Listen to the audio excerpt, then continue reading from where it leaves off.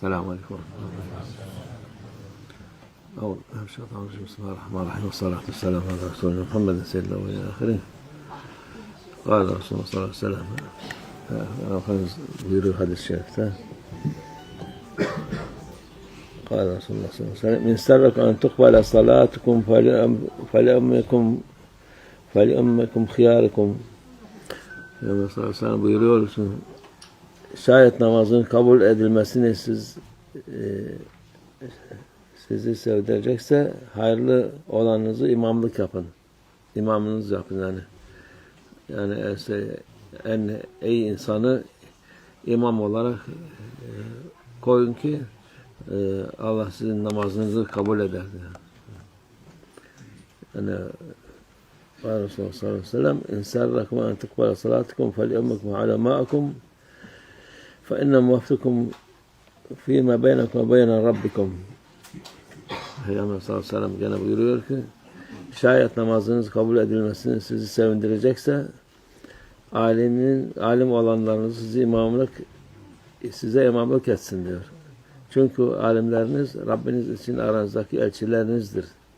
Yani hayırlı insanlar, ilim sahibi, takva sahibi olanlar imam olsun ki sizi hem siz sevinirsiniz, Allah katında da makbul olur. Allah Azze ve Celle'nin huzurunda makbul namaz olur.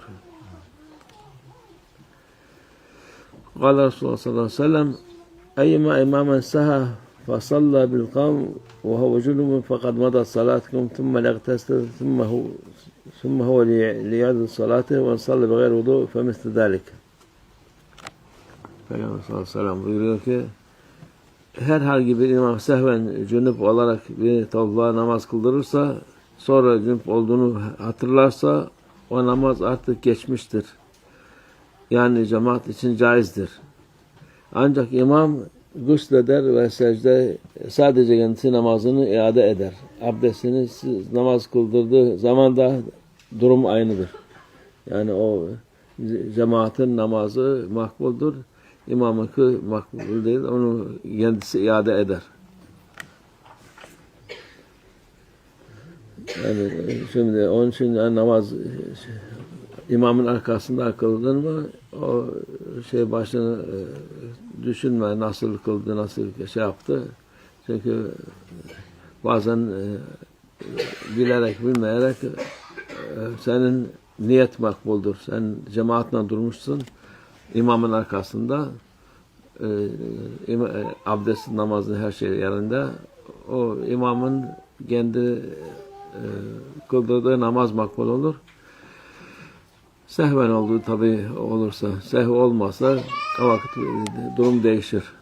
Ama sehv olarak yani bilmeden unutmuş olarak imam kendisi abdestini alır, guslünü yapar, namazını kılar. İmam cemaate gerekmez o şey. قال Resulullah sallallahu aleyhi ve sellem eyyima raculun emme kavmen ve hum lehu karihun lem tecid salatuhu uduneyhi. Peygamber sallallahu aleyhi ve sellem buyuruyor ki kendisini istemeyen bir topluluğa imamlık eden kişinin namazı kulaklarının ötesine geçmez. Yani istenmeyen, sevilmeyen bir imam zorla imamlık yaparsa insanlara orada onun namazı ancak kulaklarına kadar gelir. Tabi öteki cemaatin makbul ama onun da şüpheli olur. Diğer salih amelin affedildiği yere yükseltilmez. Yani makbuldur ama o seviyeye gelmez. قال Resulullah sallallahu aleyhi ve sellem el-imamu daminun vel muaddin mu'temenun Allahümme erşedel e'imme ve agfir lil muaddinin. Peygamber sallallahu aleyhi ve sellem diyor ki imam sorumluluk yüklenen kişidir. Yani imam oldu mu o sorumludur. O cemaatinden sorumludur. Müezzin ise güvenilen kişidir. Müezzin de güvenilir. Çünkü onun ezan vakti o kendi bakacak. Eskiden zaten bu takvim falan yoktu. Müezzin güneşe göre, vakte göre kendi ezanını okurdu. İnsanlar da ona göre namazlarını kılar, oruçlarını tutar, oruçlarını açarlar. O temendir yani. Emin olması lazım. Dua ediyor. Allah'ım imamları doğru yoldan ayırma, müezzinleri de bağışla diyor. Peygamber sallallahu aleyhi ve sellem. Kâle Resulullah sallallahu aleyhi ve sellem el-imâmu dâminun fe en ahsene felehu ve lehum ve en esâe fe aleyhi ve la aleyhim. Peygamber sallallahu aleyhi ve sellem buyuruyor ki imam sorumluluk yüklenen kişidir. İmam namazı güzel kıldırırsa bu kendisi ve cemaat için sevaptır. Yani imamın emaneti büyüktür, sorumluluğu büyüktür. O namazı güzel kıldırırsa hem kendisi için hem cemaat için sevap kazanmış olur. Eğer kötü kıldırırsa ya naksan bir şey tam olursa vebali sadece kendisine aittir. Yani cemaat ile bir vebal yoktur. Cemaate vebal yoktur. Çünkü bu cemaat imamın arkasında duruyorlar.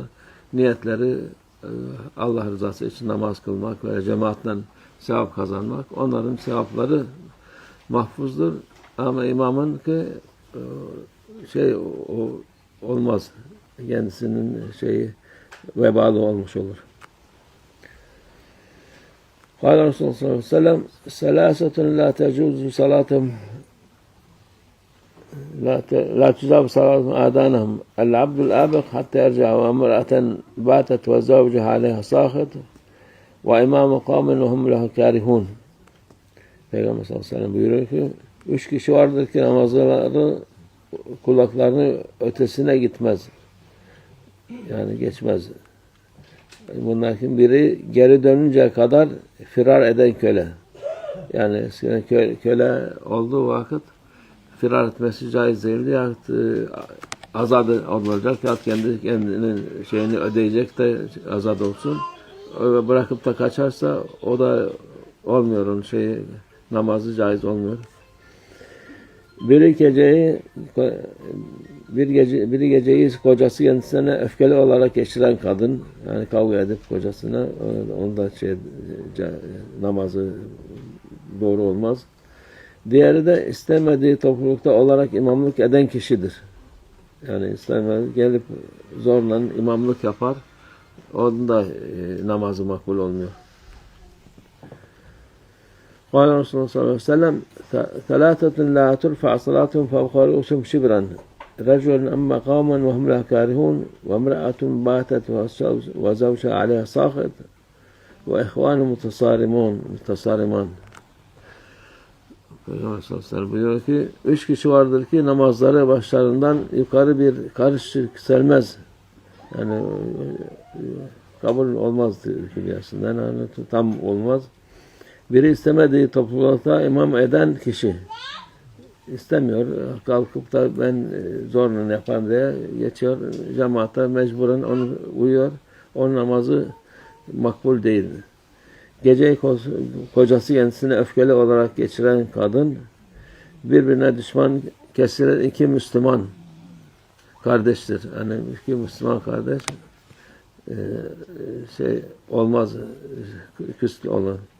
Sadaka Resulullah fîmâ kâle ziyâdine ve şerefin Nebi sallallahu aleyhi ve sellem. Ashab-ı kiram ve ilâ ruh meşâihine âbâina ummahatina khâssatin ilâ ruh mevlâ şahmullah farzâsan şah Muhammed Nazım Hakkâni şah Mevlâ şahmullah farzâsan şah Muhammed Nazım Hakkâni ve sâir sâdâtın sıddıkîn ve men ahfâdatı ve câlim Hüseyin'in fil efdâl rufakâih cümle geçmişler ruhlar için şehit şuhadâ ruhlar için. Fatiha.